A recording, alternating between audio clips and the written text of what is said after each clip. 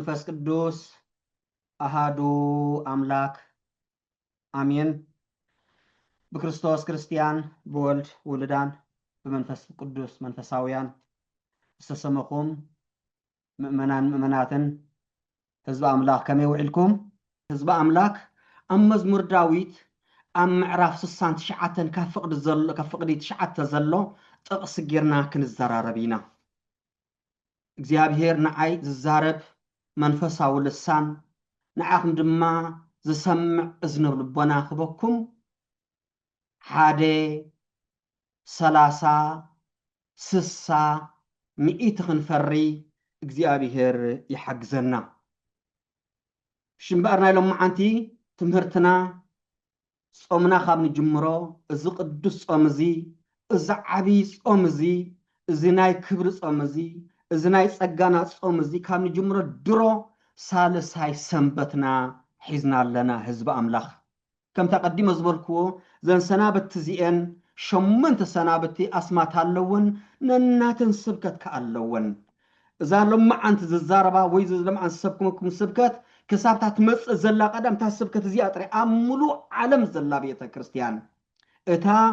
ኦርቶዶክስ ተዋህዶ ቤተ ክርስቲያን ኤርትራ ተባሂላ ትጽዋዕ እዛ ሰሙን እዚኣ ሓንቲ እታ ስብከታ ኣስማት ኣብ ቤተ ክርስቲያናት ክፈላለ ይኽእል እዩ። እንዳ ማርያም፣ እንዳ ሚካኤል፣ እንዳ ገብርኤል፣ እንዳ ስላሴ ክኾን ይኽእል እዩ። እታ ስብከት ግን ሓንቲ ኢኻ ትዝገርመኩም። እታ ቤተ ክርስቲያን ክሳብ ክንዲ እንታይ እዚ ዓይነት ምስጢር ከም ዘለዋ እመነርአ ህዝቢ ኣምላክ። ካልእ ኣብያተ እምነታት ኣብ ሓንቲ ከተማ ዘለዋ ቤተ ጸሎት ስብከቶም በይኑ መዝሙሮም በይኑ ሕውስውስ ዝበለ እዩ። ናይ እዛ ቤተ ክርስቲያን እዚኣ ግን ይገርም እዩ። ደቂ እዛ ቤት እዚኣ ምዃና ተመስገን ክንብል ይግባእና ህዝቢ ኣምላክ። ብደገ ኮይና ንፈልጣ እንተንኸውን ካብ ካልእ እንተንኸውን ከመይ መሪር ይነብር። ደቃ ስለ ዝኾና ግን ለካ ወርቂ ኣብ ኢድካ እንከሎ ሳይትፈልጦንኻ ወርቅነቱ ትወርቂ ካባኻ ምስ ረሓቐ ወይ እውን ኣብ ሰባት ምስ ረኣኻ ኢኻ ትወርቂ ወርቅነቱ ትፈልጥ። እዛ ቤት እዚኣ ብወርቂ ኣይትልካዕ፣ ብኣልማዝ ኣይትልካዕ፣ ብዘለዓለም ህይወት ጥራይ እትልካዕ ቤት ዝፈጠረና እግዚአብሔር ተመስገን። ዕድለኛታት ኢና ህዝቢ ኣምላክ። ስለዚ ሎማዓንቲ እንምሃሮ ሓንቲ እታ ትምህርቲ ኣብ ዓለም ሙሉእ ተቀዳመይቲ ዝነበረት ሰንበት እንታይ ነይራ ኢልና ነርና? ስክሪን ሳይ እንተሃሊኹም ተናይ መጀመርያ እንታይ ስማ ነይራ? ዘወረደ ትበሃል። ዘወረደ ማለት ህዝቢ ኣምላክ እግዚአብሔር ኣምላኽ ከም ዝወረደ እዮም ኣቦታትና ምሂሮምና። ዘወረደ እም ሰማይ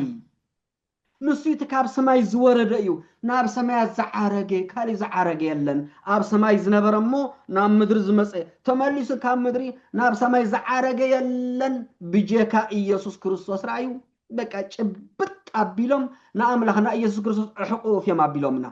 ባዕዲ ዘይብሉ ኣብዚ ምድሪ ኣይነበረን ካብ ሰማይ ወሪዱ ካብዚ ምድሪ ድማ ናብ ሰማይ ዝዓረገ ሕጂ እውን ኣብ መንበር ክብሩ ኣብ ሰማያት ዝነብር ክርስቶስ እዩ ትብል ትምህርቲ ሰሙን ሙሉእ ትስበኽ።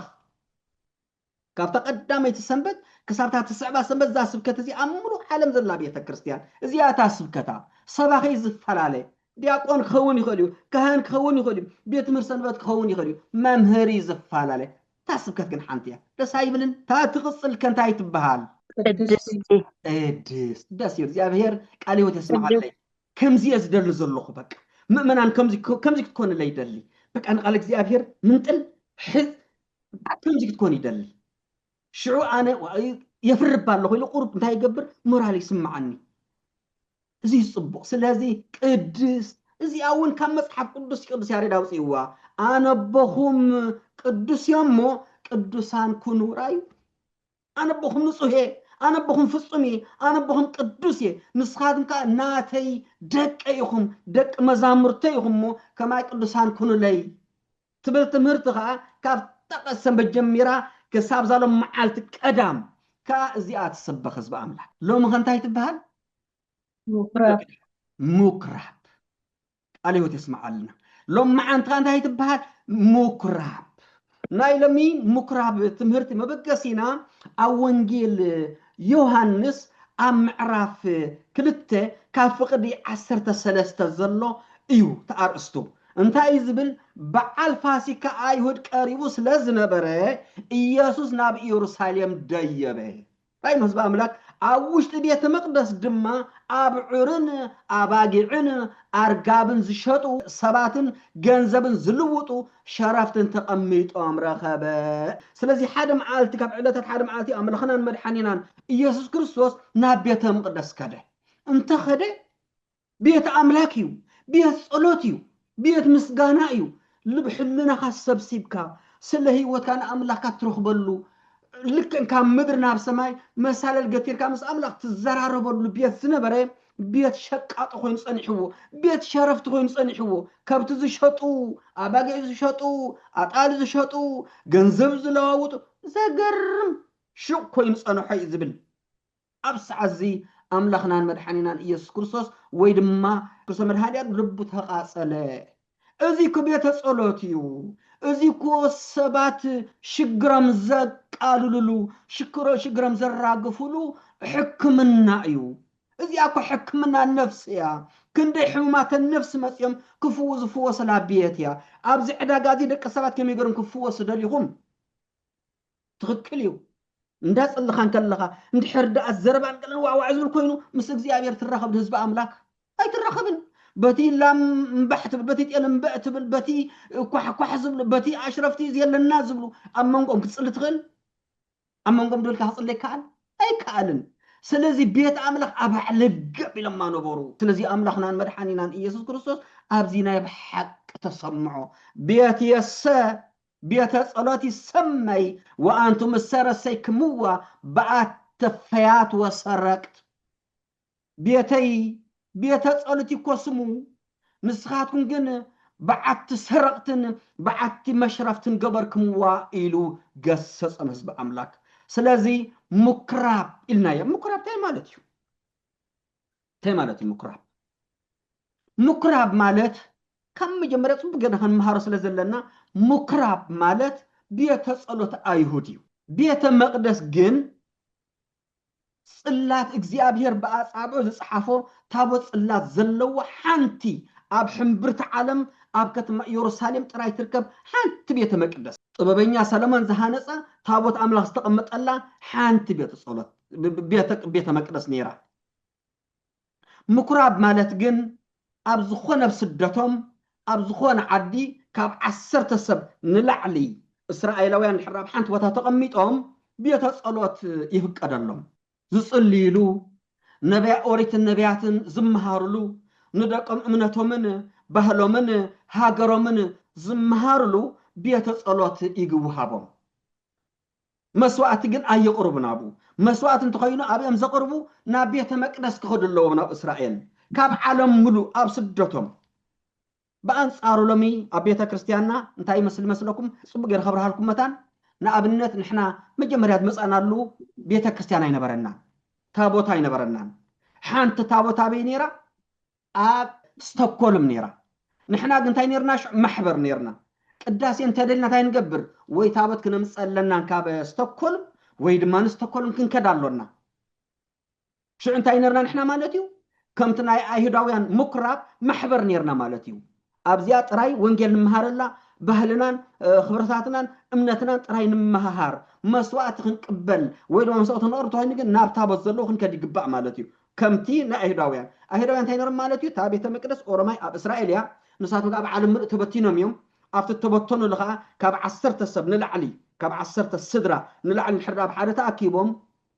بيت صورتي في قدم نيرو سلازي أبو خوينهم أوريت النبيات يمهارو دقم بأمنتهم ببهلهم بخبرتاتهم كم زخدو يململو نبارو أب عمت حاجة جزيجن ناب إسرائيل مخاد قدني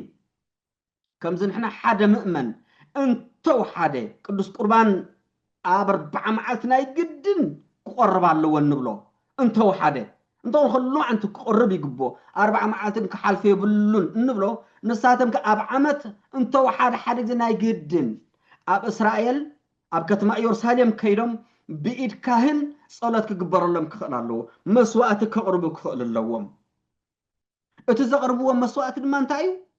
أباقعين أحاين كبتين نساتن كأ أب حق أوريت مسوات نجزي أبير تخون ጉድለት ዘይብላ ካብ ጽፍሪ እግራ ክሳብ ፀጉሪ ርእሳ ዝኾነ ጉድለት ዘይብላ ሕማም ዘይብላ ካሊእ ትረብ ኣብ ኣፍንጫ ንፋጥ ከማን ይብላ ናይ ድኻም ምልክት ንፋጥ ዘይብላ ክትኮን ኣለዋ ስለዚ ካብ ኢየሩሳሌም ወፃኢ ወይ ድማ ካብ እስራኤል ወፃኢ ዝነብሩ ምእመናን ኣይሁድ ኣባጊዕ ኮብኪቦም ኢየሩሳሌም ክሳብ ዝበፅሑ እተነባጊዕ ደኽማ ተነባጊዕ ይዓብራ ተነባጊዕ ንፋጥን ገለን ይኾና ንመስዋዕተ ይቐርባን ህዝቢ ኣምላክ ኣብ ምስ ወሰዶን እዚኣተን ቀርና ከምዚኣ ዓቢራ ኣላ ከምዚ እውን ቀምፂ ኣላ ምልክት ይባስል ጎዲላ ስለ ዘላ ንምልክታ መስዋዕተ ኣይትኾንን ተባሂሎም ይኽልከሉ ነይሮም እዚ ከዓ ሕጊ ኦሪት እዩ ስለዚ ሽዑ እንታይ ጥበብ ተገይሩ ተም ካህናት ኣብ ዝነበሩ ኩሉ ግዜ ሽግር ናይ እምነት ብካህናት እንድዩ ዝኾነ ሽግር ናይ ቤተ ክርስቲያን ኩሉ ግዜ ብካህናት እዩ ስለዚ እንታይ ጥበብ ኣምፂኦም መፍረ ኣባጊዕ ኣብቲ ቦታ ናይ ኣባጊዕ መፍረ ሰሪሖም ኣባጊዕ የስብሑ ተነባጊዕ ምግብወን የብልዕወን ከብትውን ከምኡ ኣስቢሖም የዳልውወን ካብ ርሑቕ ሃገር በጊዕ ከብኪብካ ምስ መጻእኻ ዝያዳ ዕባራ ክትከውን ኣይትኽእልን ይብሉኻ ሽዑ ብኽል ንሓንቲ ብኽልተ ይለውጡኻ ኣላትና ጉድለት ዘይብላ ቀርኒ ዘይብላ ዝኾነ ጉድለት ዘይብላ በጊዕ ኣላትና እዚኣ ክትወስዳ ትኽእል ኢኻ ግን ብኽልተ ኢና ንልውጠቅ ሓረጣ ይኮ ሓረጣ ይኮ ኣይገርም መጽሓፍ ቅዱስ ሓረጣ ነውር እንዳበለ እንከል ሓረጣ ማለት እዩ ንሓንቲ በጊዕ ብኽልተ ይልውጥዎም ኣብቲ ሰዓቲ እምብኸይትብል ካብ ርሑቕ ሃገር ክንደይ ከፊልካ ኸሲርካ ከመፂኻ ሕራ ይበሊልካ ንተሓንቲ በጊዕ ብኽልተ በጊዕ ትልውጠሎ ተሓንቲ ታጥዒት በጊዕ ካብኡ መሲልካ ንተሓንቲ ህባ መስዋዕቲ ትገብር ተን ክልተ ዝሃብከማ በጊዕ ምስዕረፋ የብልዕወን የስትይወን ምስዕረፋ ንኻሊእ ብኸምዚ ንግዲ ተጀሚሩ እንዳቐፀለ ግደፍ ዝብል መምህር የለን ግደፍ ዝብል ካህን የለን እንዳቐፀለ ከብቲ ኣምፂኦም እንዳቐፀሉ ምስከዱ እንደጋነ ካብ ርሑቕ ሃገር ዝመፁ ሸረፍቲ ሸርፈ ዳልዮም ሂምበል ማለት ይኮ ይገርም ኣብ ሂምበል ተኸድካ ዘለካ ሸርፍኻ ተሽርፍ ስለዚ ካብ ዓለም ርእስ ስለዝመፁ ባጤራታት ኣብ ኸይዶም ኣሽሪፎም እንዳገዝኡ መስዋዕቲ ከቕርቡ ጀመሩ መሸጣ ከፍቲ በቃ ሕግ ተፈሪሱ ቤተ መቅደስ ሕጋ ጠፊኡ ቤተ ጸሎት ተሪፉ ናብ ባህሊ ተቀይሩ ናብ ንግዲ ቀየርዎ ካህናት ቤተ ክርስቲያን ናብ ንግዲ ቀይሮማ ቤተ መቅደስ ሕጋዊ ኮይኑ ቀደም ብክንደይ ፍርሒ ዝነበረ ድሓር ከም ሕጋዊ ኮይኑ እዞም ኣብ ርሑቕ ዝነብሩ ምእመናን ኣባጊዕ ይኹኩሙን ገንዘብ ጥራይ ሒዞም ይኸዱ ታ ተድልዮም ታ ሸርፊ ጥራይ ኣብቶም ኣሽረፍቲ ኸይዶም በተናይት ዓዲ ሸርፊ ኣሽረፋ ቢሎም ታ ተድልዮም በጊዕ ገዚኦም መስዋዕቲ መቕሪቦም ንዓዶም በጊዕ ይኹኩሙ ላማ ይኹኩሙ ርግቢታ ይሕዙ ብኸምዚ ቤተ መቅደስ ሕውስ ውስ ኢላ ፀንሐት ስለዚ ክርስቶስ ምስ መፀ ግን ክፉእ ረኣይ ክፉእ ኣቦና ቅዱስ ዳዊት ግን ቅድሚ ክርስቶስ ምውላዱ 1000 ዓመት ፍልል ኣለዎ ተዛሪ ተነቢ ነይሩ ቤተ መቅደስ እንታይ ክትኮን ምዃና ኣቐዲሙ ተነቢዩ ኣብ መዝሙሩ ኣብ 69 ካብ ፍቕዲ 9 ኣቐሚጡ ኣፀኒሑ ቤተይ ቤተ ጸሎት ዝስመ ንስኹም ግን በዓቲ ሰረቕትን ጓሓሎን ገበርኩሞ ኢሉ ጽሒፉ ነይሩ እዚ ትንቢት እዚ መፈጸም ተፈጠር ህዝቢ ኣምላክ መጺ ክርስቶስ ብጭጉራፍ ገይሩ ዘሎ እንስሶምን ንዕኦምን ፈሕበት ትናቀሎም ጠረጴዛታቶምን ገሊኦምን ገላበጠ ቤቱ ኣጽረየ ቤቱ ናብ ንብርት መለሰ ኣብ ቤት ኣምላክ ንግዲ ጌጋ በለ ስለዚ ምኩራብ ቤት ኣምላክ ጽረየትሉ ካብ ንግዲ ወፅያ እምነት ምዃና ዝነጸረትሉ ፈሪሳውያንን ካህናት ኣይሁድን ቤተ እግዚአብሔር ናብ ኣነዋር ነገር ቀይሮም ከም ዝነበሩ ተመሊስ ቤቱ እቲ ሕጊ ከም ዘተሓዘን እንመሃረሉ ትምህርቲ ህዝቢ ኣምላክ ሕራይ ኣብ ኦሪስ ከም ነይሩ ሕጂ ቤተ ክርስቲያን ህዝቢ ኣምላክ ሕጂ ኩሉ ሰበብ ኩሉ መከራ ببيت كهنت كل حمق لممد أبيته كريستيان ببيته كهنة مؤمن كجاجن كلا تمل كامر أي مسلمة ده لعلم سبس حقيقاته أبي ده أنيركا أدم زي تبلو كم حق تمكت ولا أنيخا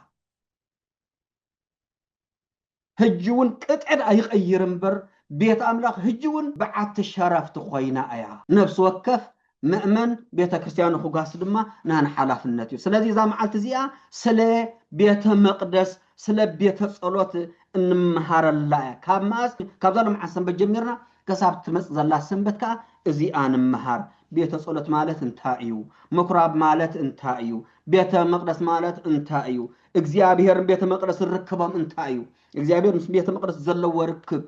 እንታዩ እዚ አጽፈቢልና እንመሃረሉ ትምህርት እሞ ዝመጽ ቀዳም በሰላም ይረኽበና ናይ ሽዑ ሰባት ይበለና ሽዑ ከዓ በተናይ ትዕለቱ አርስት ጌርና ክንመሃሪና ሎማዓንቲ ብሩሃሊት ይጎና ብወዲና ኣለና በረኸት አቦን ፍቅሪ ወድን ሃብቲ መንፈስ ቅዱስን መሳይን መሳኹምን ንዘለዓለመ ዓለም ይኹን